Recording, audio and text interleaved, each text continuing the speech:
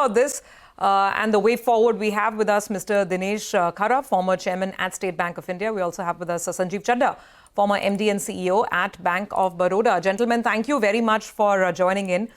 Mr. Khara, let me start with you. So it's been a very swift change in, well, the stance changed a little later, but a swift change in the regulatory backdrop, where a lot of the macroprudential, tightness that we saw in the last 15 months, that has been pulled back, whether it's unsecured retail credit, whether it's sort of risk weights, or look at the latest, which is the LCR guidelines, right? There's been enough comfort. The implementation is also 1 year away now. What do you make of Mr. Malhotra's first 3 months in office? Well, I think the way I read this situation is that the industry was always reaching out to RBI and was making a very appeal, significant appeal in terms of ensuring that the liquidity should not become a challenge. Particularly, I'm talking in the context of LCR. And I'm glad that the guidelines which have come in, it's actually a middle path.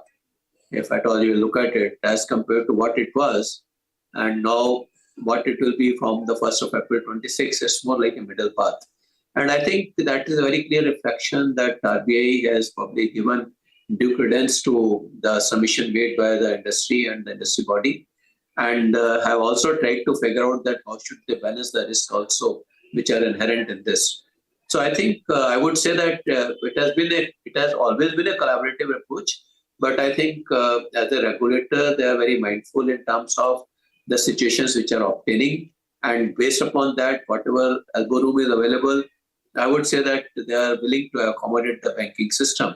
Very mindful of the fact that growth is the need of the hour. And unless and until the banking sector is given the required support, growth may not really happen. And that is perhaps the reason why RBI has also taken a stance which is supportive of the banking requirements. Mr. Khara, so the RBI usually errs on the side of caution, right? So just your thoughts, you mentioned the LCR norms, just your thoughts on the pullback in the tightness or the regulatory tightness around unsecured lending, right? Like I said, that some of the risk weights that were increased for NBFCs, they've been now rolled back. On the unsecured bit, do you think this was the right time to ease up norms a little bit? And what would you expect in terms of pickup of unsecured credit? No, I think the way I read it is that, by virtue of tightening the unsecured credit, it was actually had started impacting on the growth path. So naturally here also RBI was required to find a middle path, and that is one of the reasons why I think they have left the micromanagement as far as the risk is concerned for the unsecured credit at the level of the board of banks. But overall, they have given some elbow room, which is actually addressing this particular aspect. And the other aspect, which I must mention, it's not merely the RWA which has been reduced, but also to really support the whole ecosystem, the co-lending requirements which have been relaxed now, that actually makes the availability of credit at the ground much easier, because today NBFCs can do co-lending with themselves, the other NBFC players. NBFCs can do co-lending with the banks, and even banks can do also do the co-lending. So I think among themselves, actually, they have broadened the whole base. I would say that the reduction in the RWA was essentially just one step, but essentially the direction is very clear, that how can we make the credit available on ground without much of cost. So that is what the intention seems to be, and that is the reason why the RWAs have been relaxed a bit, and also the co-lending environment has been created. Very positive co-lending environment has been created. But nevertheless, managing the risk is something which is the role of the management of the banks. And for that matter, the board of the banks have got a greater responsibility. And I think I expect that the board will take the appropriate call depending upon the area where they are operating, the products which they are offering, and how they should. Absolutely. Very good points, Mr. Khara, and good to see you. Good morning, Prashant here. Mr. Chadha, welcome to the program as well. With the caveat that stock markets generally love to jump to conclusions that, this is a big shift from an earlier stance, and mostly they'd like to believe that things are getting better. I mean, markets are optimistic creatures at the core. Can we say, in the context of what we've seen from the RBI under the governor over the last 3 months, that there is a shift to kind of focus towards growth in a big way? I mean, just for example, take the case of this LCR, right? The runoff at 100%, banks were arguing was punitive. But the very sharp reduction which we've seen, perhaps on the other end of the spectrum now, what do you say? As an indication, can we say it's very, very growth focused now? Mr. Chadha, you want to come in? Yeah. So I think probably we need to look at it in a broader perspective in terms of what guides central bank in their policy at what point in time. I think central banks generally would want to be counter-cyclical, right? If there's stress building up in any area, they would want to mitigate the stress rather than accentuate the stress.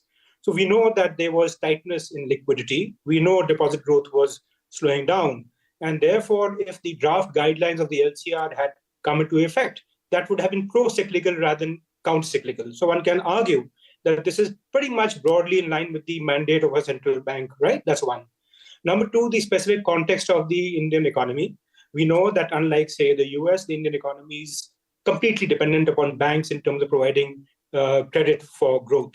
And therefore, if the emphasis was on growth, there was no case, again, for tightening liquidity and making things difficult for the banks. In fact, in that case, the growth agenda could not have been met. Third, I think that particularly when it comes to the LCR, rate cuts already were there.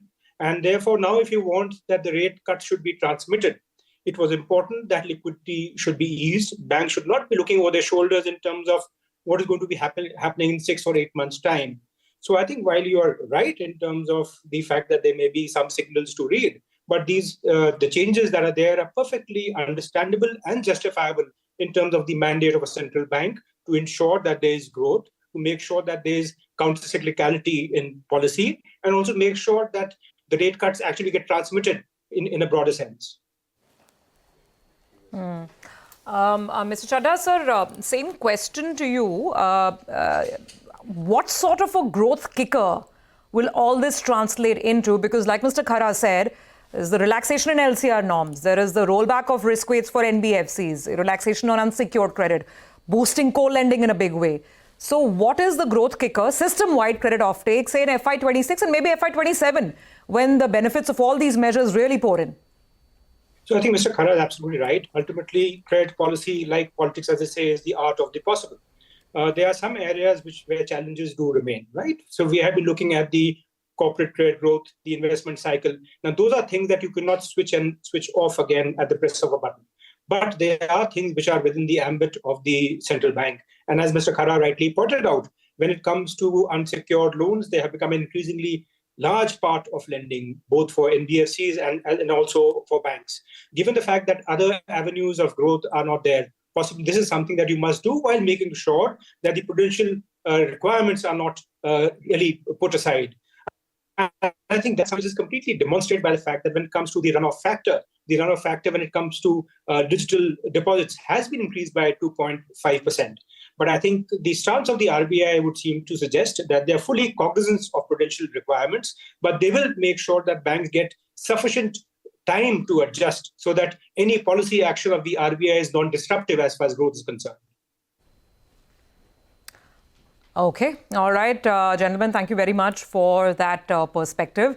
Well, it's definitely showing up in the market excitement, and hopefully it will show up in terms of growth numbers in bank earnings as well in the quarters ahead. Thank you so much for joining in. One last Prashant, absolutely. Yeah. Mr. Khara, what else should we expect, sir?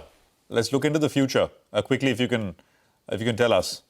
No, I think what I would say is that the way on the regulatory side, sir, in terms of all the relaxations we've seen, is there anything on the agenda in terms of something where discussions were taking place over the next few months? What should we expect? No, I think more or less they have already already taken care of. Liquidity is one of the concern areas. And of course, there was what was being talked about was that if at all there could be some kind of a relaxation for the CRR. maybe in the days to come, to ensure that there is a durable liquidity in the system, perhaps that could be one thing which we can look at, we can look for. Okay, so we'll look forward to that if it were to happen. But I mean, the indication and signals, if one wants to read, clearly seems to be that the central bank, of course, I mean, absolutely prudent and have taken care of risks in the system, etc., but also an eye on growth. Thank you very much, Mr. Khara, Mr. Chadha, for joining us. Good conversation and good perspective from both of you on what's happening in terms of all these regulatory relaxations and much easier liquidity now, even compared to where we were at the beginning of the year.